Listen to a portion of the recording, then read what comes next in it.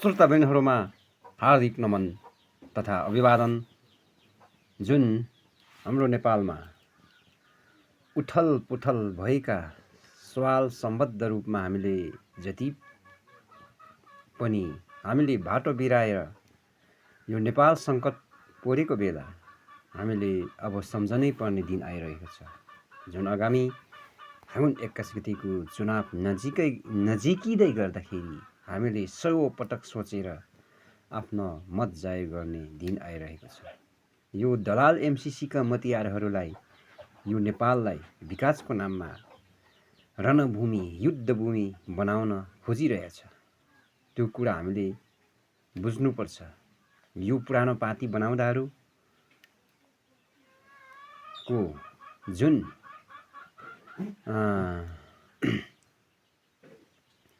विचार सिद्धान्तसँग हामी कुनै पनि यो देशको स्वाधीनता र स्वाभिमानको निम्ति केही यहाँ भिजन र विचारहरू छैनन्।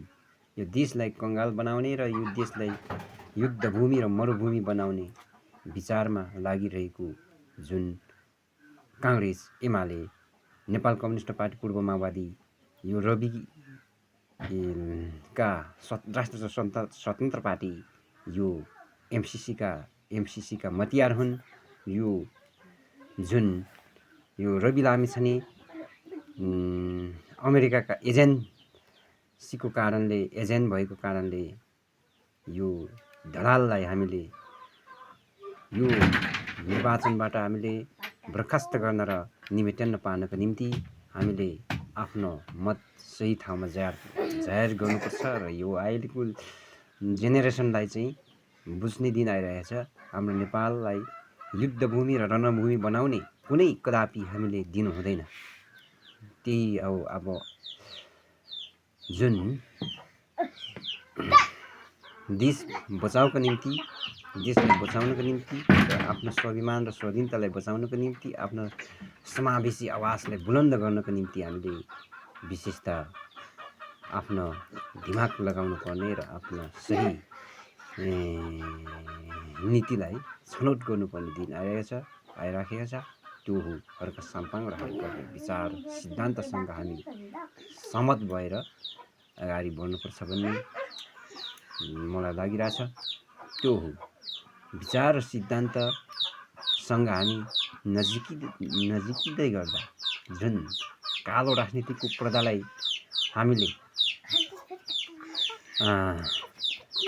छताछुल्लो बनाउनको निम्ति यो कालो राजनीतिको पर्दालाई हामीले छिन्न भिन्न गर्नको निम्ति आफ्नो दिमाग खोज्नुपर्ने र आफ्नो चेतनाको सवाल उठाउनु पर्ने दिन आइरहेको छ।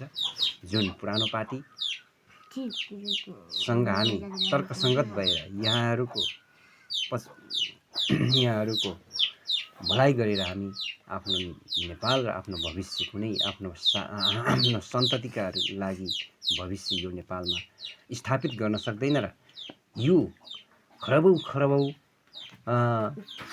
नेपाललाई ऋण भुकाउन समेत बाँकी नराख्ने पार्टीसँग हामी कुनै सहमत छैन भन्ने मलाई लाग्दछ। र यो सिद्धान्तसँग जति हामीले यो निर्वाचनहरू नजिकिँदै गर्दाखेरि यो देशको चिन्ता र मायाले हामीलाई छटपटी रहिरहेका छौँ। त्यस कारणले कुनै विकासको प्रलोभनमा परेर कुनै नाटक र चटकको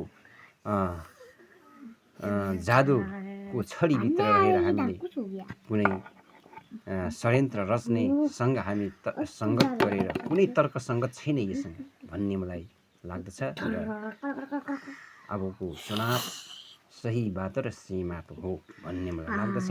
सत्यवादी र सत्यता राष्ट्रवादी र राष्ट्रियताको कुराहरू गर्दाखेरि हामीले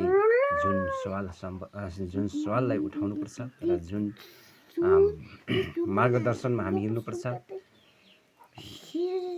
अन्जुलीमा रहेको माटो चिन्हमा मतदान जाहेर गरौँ। आफ्नो देश नेपाल बचाऊ, आफ्नो स्वाधीन र स्वाभिमान बचाऊ भन्ने मलाई लाग्दछ। जय देश, जय हर्क भारत, जय देश। जय देश, जय नेपाल, जय भूमि, जय मातृभूमि।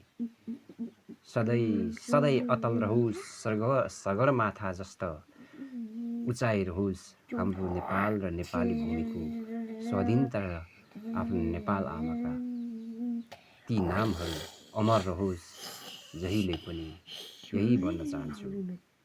त्यसकारणले दुई अन्जुलीको माटो चिन्हमा छाप ठोकौ, आफ्नो भविष्यलाई सुरक्षित गरौ भन्ने मलाई लाग्दछ। हस्, धन्यवाद।